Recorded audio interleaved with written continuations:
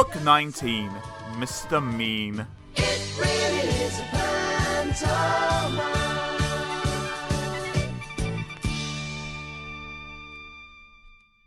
Mr. Mean lived up to his name.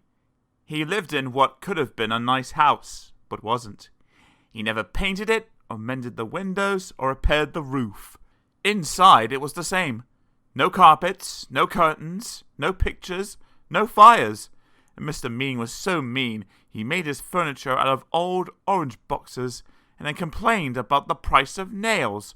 Why, he was so mean. Do you know what he gave his brother for Christmas last year? A piece of coal!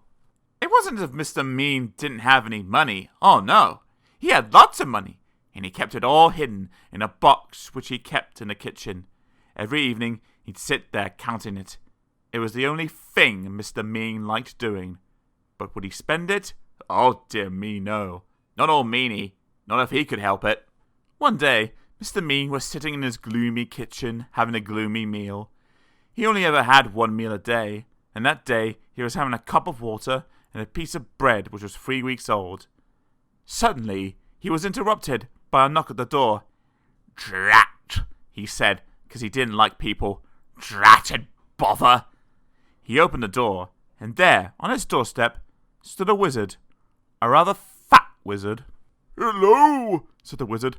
"I wonder if, by any chance, as it's such a warm day, could you possibly, if it's not too much trouble, be so kind as to, if it's not too much inconvenient, perhaps, as I'm very thirsty, provide me with, what do you think, a glass, if it's not too much to ask, of water, please?" He was a very wordy wizard. "No," replied Mr. Mean rudely, and shut the door in his face, and went back into his kitchen to finish his meagre meal. But there, standing in front of him, was the wizard. "How did you get in?" gasped Mr. Mean. "Well," replied the wizard, "it was by, how shall I put it, I just, well, you know, waved the old, what's-his-name, magic wand, don't you know, and, well, here I am, if you know what I mean." "You must be very poor," he remarked kindly, looking around. "Oh, yes, I am," lied Mr. Mean. "Then perhaps I can help you," said the wizard, pulling up a box to sit down on. The box didn't move, so the wizard pulled it harder, and this time it did move. In fact, it tipped up and spilled all Mr. Mean's money all over the floor. "Well, well, well," exclaimed the wizard, eyeing the money rolling all over the kitchen floor. "Well, well, well, well, well, well. It would appear to me," he continued, "that you, sir, are an old meanie." Mr. Mean didn't hear him. He was too busy scraping all over the floor trying to pick up his money. "And meanies," added the wizard, "need to be taught a lesson." So saying, he waved his magic wand. All the money turned into potatoes. Potatoes! Poor Mr. Mean. Oh dear me," he wailed. "Please turn my money back into money. Oh, please, please, please," he begged. "Perhaps," replied the wizard. "But on the other hand, taking all things into account, by and large, things being what they are on the face of it, perhaps not. However," continued the wordy wizard, "if you make me a solemn promise never to be mean again, then I will turn your money back into money. But," he added sternly, "if you are ever mean again, then it's, how can I put it, then it's potatoes for you, my lad, if not other vegetables as well." Then the wizard had the glass of water he came for in the first place, except that it was a cup of water because Mr. Mean didn't have any glasses. Then, with another wave of his wand, he turned the potatoes back into money, and, with another wave of his wand, made himself disappear. "Stupid wizard," murmured Mr. Mean, picking up all his money. The following day, Mr. Mean decided to walk into town. He never took the bus because that cost money. On the way, he met an old washerwoman carrying an enormous bundle of washing.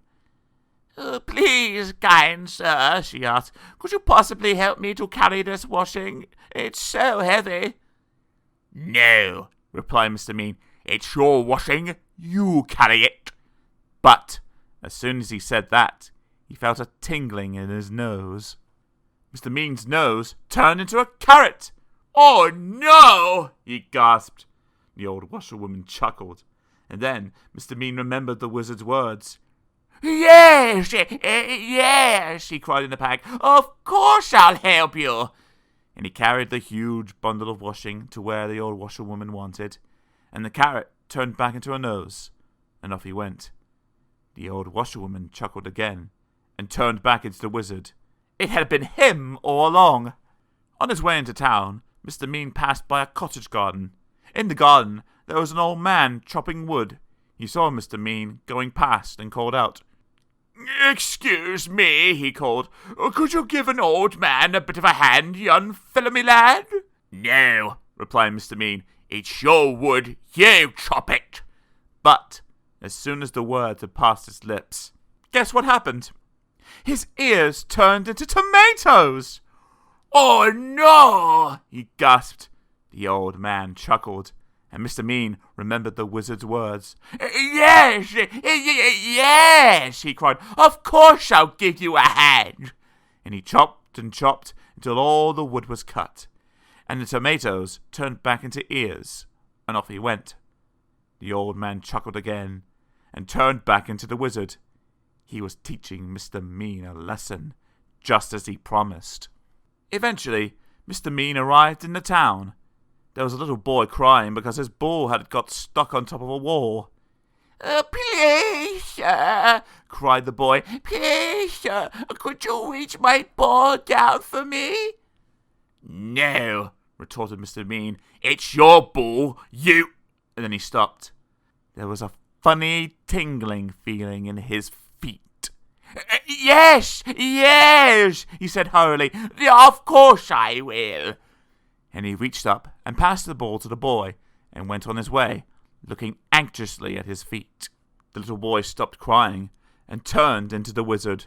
"I think," he said to himself, "I think that Mr. Mean, by and large, is beginning, if I'm not very much mistaken, to not be quite so mean, and I think, although I could be wrong, although I never am, that he has, thank goodness, learnt his lesson."